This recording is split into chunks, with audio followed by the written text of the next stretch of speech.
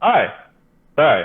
Awesome. Welcome back. Welcome everyone to another episode of the Chill Film Discussion. Yeah. So I think this week we've been off the past a week or so. But we're back full force. Um, and today I think this is our 60th episode. So yay! I guess Yeah. we celebrate six Woohoo. 6-0. Um, So this week we discussed a film by the name of Blade Runner 2049. It was released in 2017 and it is a sequel to a movie that's called Blade Runner, Yeah. which was released back in 1982. Um, Blade Runner 2049 is a sci-fi neo noir film directed by Denis Villeneuve. It has an ensemble cast of a lot of prominent characters, or prominent actors, but I guess the main ones are Ryan Gosling and Harrison Ford. They play the two main characters, or they're the two main characters, or two main actors promoted, at least, in this film.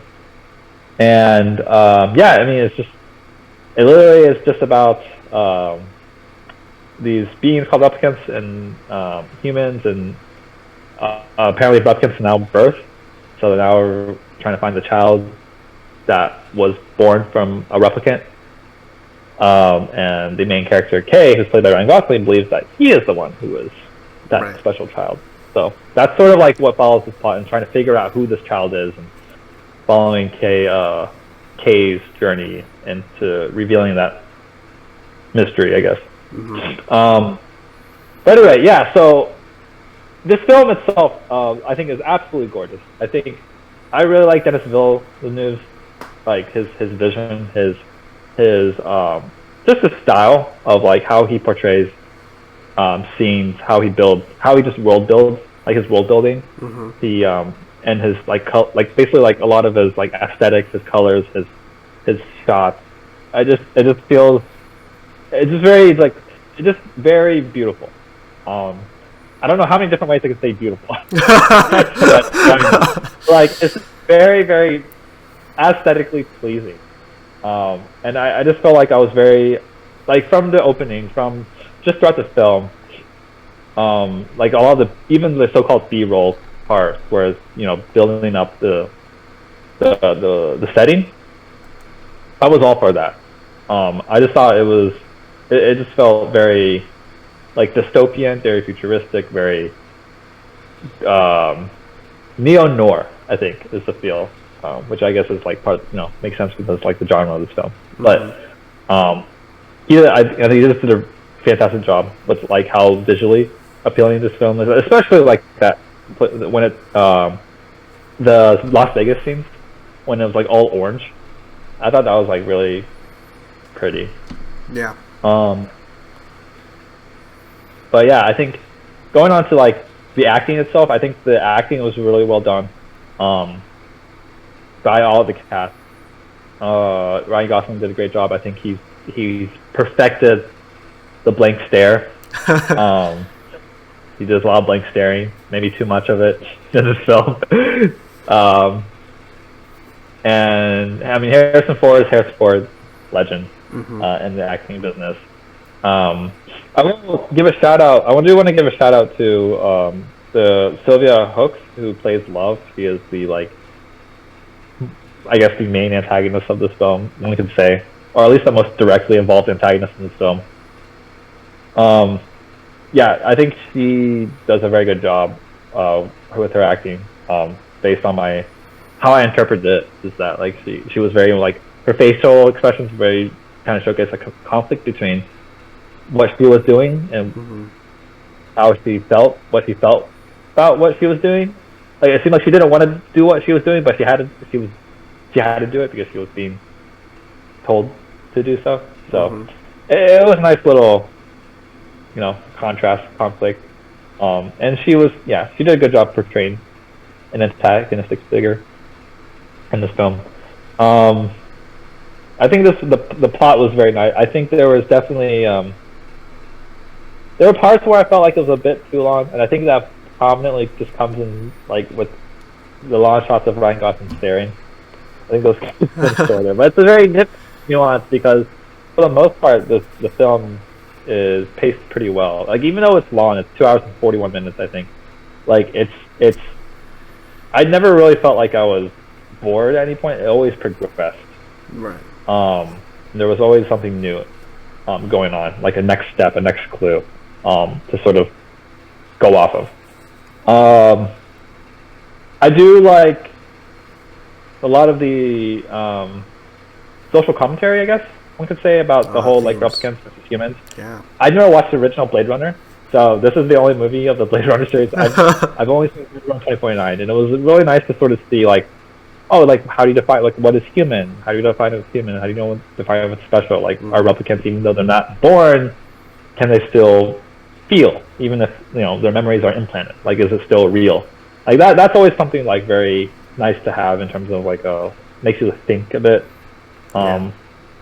So that was really I appreciated that, and it was and it was subtle. I mean, it's not like subtle. It's like part of the main plot, but it's never like it didn't feel forced. So, and that's something else that also didn't feel forced, which I greatly appreciate, is the romantic relationship between Joy, who is the I guess the AI. Yeah.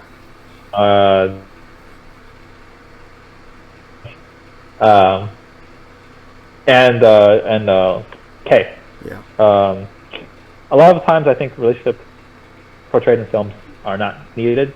They don't necessarily add anything, but in this case I do think it adds quite a bit to Kay's character, because otherwise he would just be like very stoic. There wouldn't be much liveliness or humanity that we see as an audience member, but through his relationship with Joy, it brings joy to his life. Yeah. No pun intended, but quite honestly, that's like what I see, or how I felt. And I'm glad that the relationship was already established, and we didn't have to see them build it up, because I think that wasn't the central focus for the film. I think it was just there for as a character development. Not character development, is it more of just more of a showcasing his character and showcasing that he may indeed just be special, and not just an ordinary replicant. And then there was something else that I had in mind that I wanted to talk about, but otherwise, like, I just think that the film was very well done. Like, the plot progressed, the pacing was good. There were some shots that could have been maybe shortened. The aesthetic was great. The acting was great. I think a lot of the themes of the movie had purpose to the plot, which is like for a 2 hour 41-minute movie, that's very impressive. Right. Because a lot of times those movies can be shortened by quite a bit. But that's I really enjoyed this movie. Okay. For me, I really also like this movie a lot. So I watched Blade Runner 2049 and the original Blade Runner, just to see if there kind of were any changes, or if you needed one context and the other. And I think, Patrick, we kind of figured out you really don't need too much context, right? From the first movie to enjoy this movie. They're pretty independent, with very independent stories and conflicts that you don't really need to have watched the original one to fully enjoy this one, which is probably a good testament of how good a movie standalone it is, right? This movie kind of builds upon the world that the first one is in, right? The first one's like dystopia, and this is still a dystopia with a corporate kind of control and whatnot, and with the environment being terrible. But they have different various scenes, different things being portrayed. It's very nice. Right? In the first one, I kind of related how it kind of feels like a Cowboy Bebop, but it's probably the other way around, because this movie came out first, kind of like a sci-fi space opera kind of action movie. And here it's a different feel, but it has a lot more grander in terms of how the cinematography is shot. So it's definitely very appreciative of all the scenes and world building that's provided just through the visuals alone.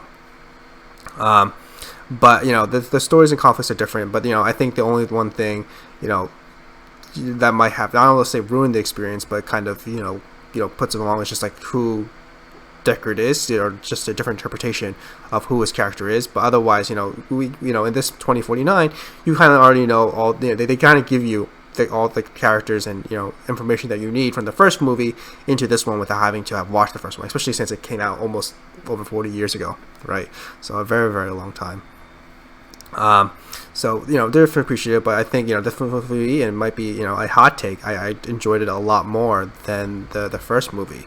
I think the first movie was probably a little bit slower paced and whatnot, and a little bit not as coherent in terms of how they try to solve a mystery as in this movie. And this movie is also kind of like a mystery kind of film where he's trying to connect the clues to find out who the replicant child is, right, before it turns out to be, well, he thinks it's himself, but it's not. And this is what I also like about this movie. There's like twist and a twist ending.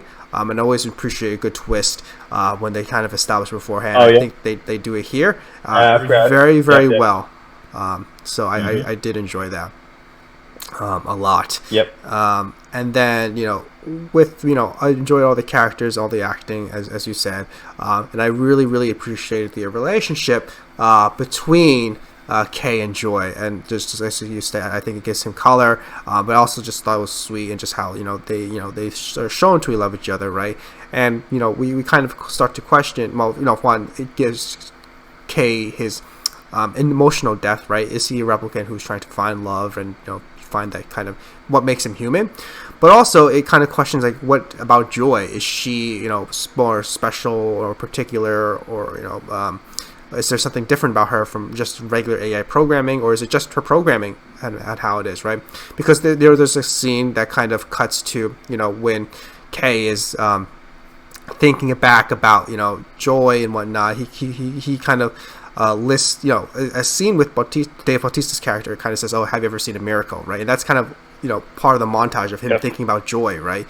So it kind of seems like, yeah, is she kind of some kind of miracle as well? Different than what they are, what they're used to. Just like how replicants can kind of evolve and change and be kind of their own emotional human kind of like being. I thought the whole miracle was reference to the birth of the child. Well, I mean that was what the miracle initially, right? Like Dave Bautista's character is referencing, right? But then in the context of the montage, because it's at the end of the scene where after Joy was destroyed, Kay is looking up at the advertisement, right? He sees another Joy, right? Like pointing out, right? And it becomes there's the montage, right? He starts thinking about Joy, and then at the end of that montage, he thinks back to what Bautista says, right? And Dave Bautista's character says, "Have you ever seen a miracle?" Right? So what I'm thinking here is that they're trying to connect, like is Kay thinking that Joy is special, unique? Is she a miracle in itself, right? Because it's all kind of lumped into one scene, right? So in that context, yes, in the beginning of the movie, it is about the child. But in this context, right, Kay is thinking like, yeah, I've seen a miracle. It was Joy, right? She was his miracle, right? Gave him happiness, and honestly, it's probably what drives him, right? Because Kay was asking Bautista, why are you doing this? Why are you willing to die, right? And Bautista's like, have you ever seen a miracle? Okay. It reflects here. Same thing, right? Kay's characters, Joy was his miracle. That is why he's pushing. It's kind of giving context. This is why he's pushing to free Deckard, to fight love, right? Because it's just what he's willing to die for, right? And that gives that context there, in that scene, I think, which is adds to the whole portion of his character in itself. So I really like that, the relationship and all the callbacks it was doing there. And then I see. Yeah, and then I enjoyed just the whole sci-fi world, and then I think this movie was reasonably paced, even though it is pretty long. I enjoyed watching it, in its entirety. There wasn't really any point where I was, too bored, but it does, feel long just because I was watching it late at night. But I enjoyed each scene after scene. Maybe, a small nitpick I think we kind of touched upon is like, how one, after Love comes and gets Deckard, why she doesn't kind of also captured Kay, because even though he's revealed not to be the child, right? It would have been great to, I think it would have been more security to bring him just to see if there's more information, right? But they kind of leave him out, which, leads itself to become a plot convenience where he's still free to help save Deckard afterwards, right? And then the other scene is where where Love is able to infiltrate the police station twice, right? Without any consequences. That was what I meant. Yeah. Yeah. Right, without any consequence, which is kind of strange because the whole Blade Runner and police program was to eliminate rogue replicants, which Love is acting like, right? I mean, she wouldn't be acting on the orders of Wallace, right? But we don't get to see that on the police perspective, because of course our knowledge, at least of this world, is that replicants are dangerous beings. If they go rogue, they need to be eliminated by Blade Runners, right? Which she's acting like, dangerous. So, some context, showing maybe, how powerful the, Wallace Corporation is, and they can control the police and whatnot. But that's not really shown because, she's able to, go and kill, what I assume is the high-ranking official. In Joshi, but I think it would have been nice to see some kind of Wallace kind of saying, I have control of the police. It doesn't really matter. You can do whatever. You have free reign, right? Because, they probably try to imply that Wallace is that powerful, but in this regards to this program with the police, it really didn't make too much sense to have this replicant act in a roguelike manner. Killing humans and whatnot, which is probably seen as dangerous, right? Because you don't want your replicants to start killing people. At least that's what the premise is why they were so dangerous before, and were being eliminated, right? So that is probably something that it goes as also a pretty a sticking point. But other than that, I think this movie was pretty well done. Enjoy the story a lot, enjoy the characters, and relationships that were being displayed, and I really like the ending as well, and how they kind of tied it all together. And left things open-ended. I really loved the ending with Ryan Gosling in the snow, just contemplating it seemed like contemplating the loneliness he is having before, which is it's open-ended, possibly dies, right? So it was really nice scene, really well done. But yeah. Cool. So I guess we'll do our final ratings, and then whether or not we recommend it. But yeah, I think for mine it would be a 9. Solid 9, because those lawn stare shots were too long, and also how the heck did Love go into the police station so often and just happen away? Yeah. But otherwise, fantastic film. Yes, a solid 9, definitely would recommend. Yeah. I think this film, it's quite a shame actually, because it was well received in terms of critics, but the box office wasn't actually as good as it did not sell as well as I guess predicted or the studio wanted. Maybe it was 40 years too late for a sequel, right? And people knew about it but didn't want to watch it. Or it's the same. It was similar with how Blade Runner performed. So I looked into some of the stats for Blade Runner. Yeah, Blade Runner was also one of those movies that was critically acclaimed but did not do well in the box office, or as well as it was projected, I guess. Yeah. So unfortunate, but yes, I would highly recommend this film. Yeah, if you're not, unless you're really are into the high action, high octane, fast paced movies. Yeah. This movie does have some action, but I wouldn't say it's predominantly action. It can be a bit prolonged in some sense.